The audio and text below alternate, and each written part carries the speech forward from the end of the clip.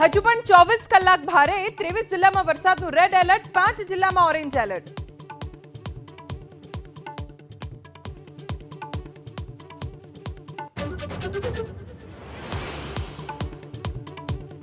દ્વારકામાં ફરી ધોધમાર વરસાદ, ઇસ્કોન ગેટ વિસ્તારમાં ભરાયા પાણી, દુકાનો અને હોટેલ્સ પાણીમાં ગરકાવ, વાહન ચાલકોને હાલાકી.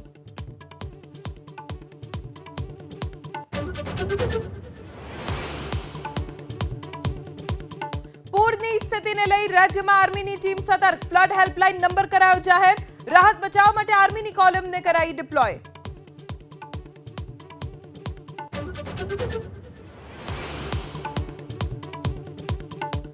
ધોધમાર વરસાદથી ઘેડ પંથક જળબંબાકાર, જૂનાગઢના બામણાસા સરોડ ગામમાં ફરી વળ્યા પાણી, કુતિયાણાના મિત્રાળા એરડા સહિતના ગામો જળમગ્ન.